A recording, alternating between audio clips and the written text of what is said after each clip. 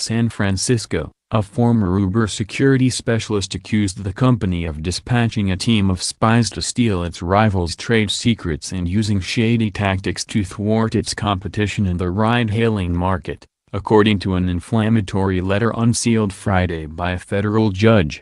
Those tactics allegedly included impersonating other people, illegally recording conversations and hacking into computers. Former Uber manager Richard Jacobs, who was fired earlier this year, made the explosive claims in a 37-page letter that sought a big payoff for being forced out of the company. The letter, written by a lawyer on Jacobs' behalf, has already reshaped a high-profile trial pitting Uber against Waymo, a Google spin-off that accuses its rival of stealing its self-driving car technology.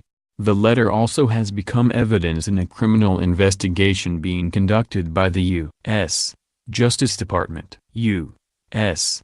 District Judge William Alsop, who is overseeing the Waymo Uber case, took the unusual step of recommending that federal prosecutors consider a criminal probe, based on the evidence and testimony that he had reviewed long before he knew about Jacobs' letter.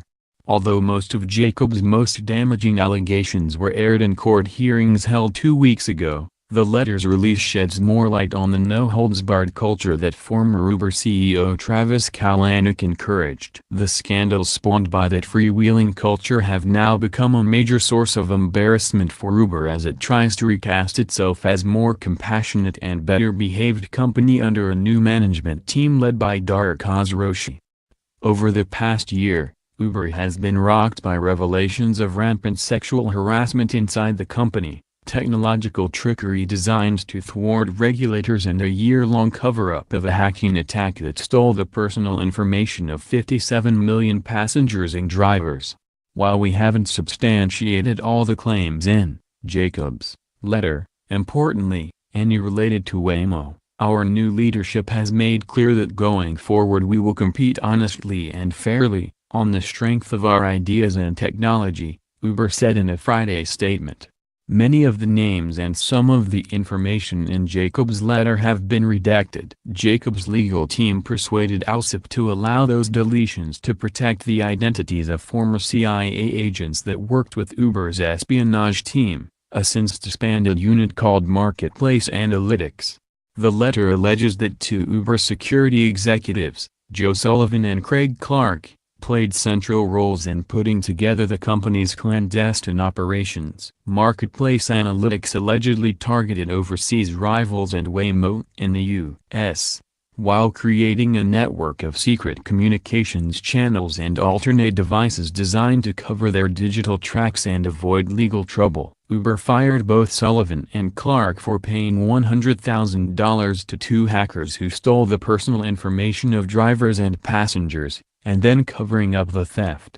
Uber itself tried to hack into its rivals' computer networks in an effort to scoop up valuable information, Jacobs' letter alleges. In some instances, its agents impersonated drivers and riders on its competitors' services to gain insights. The letter also alleges Uber regularly broke California law by making unauthorized recordings of phone conversations, including at least one involving a sexual harassment complaint made by a former employee. Sullivan defended himself and the rest of his security team in a statement. From where I sat, my team acted ethically, with integrity, and in the best interests of our drivers and riders, he said. Clark acted appropriately at all times, said his attorney, Mark Howitson. Matthew M. Hoffer, an attorney representing several other Uber security team members fingered in the letter, derided the document as nothing more than a character assassination for cash. Uber wound up reaching a $7.5 million settlement with Jacobs and his lawyer, Clayton Halunan, even though one of the company's top attorneys considered Jacobs' letter to be little more than blackmail.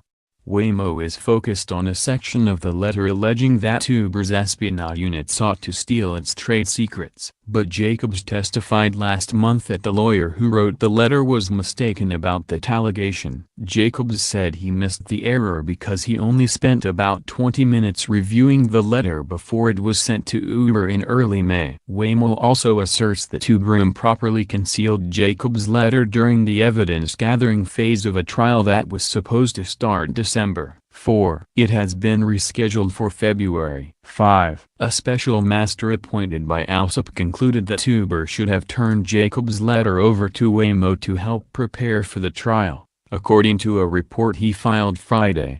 Although Uber has tried to publicly depict Jacobs as a disgruntled former employee who didn't do his job, internal emails from Uber executives conceded some of his claims had merit.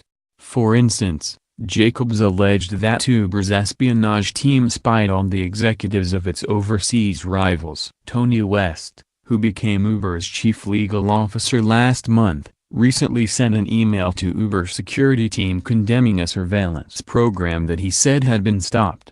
"There is no place for such practices or that kind of behavior at Uber," West wrote in the November 29 email obtained by the Associated Press. "We don't need to be following folks around in order to gain some competitive advantage. We're better than that. We will compete and we will win because our technology is better, our ideas are better, and our people are better."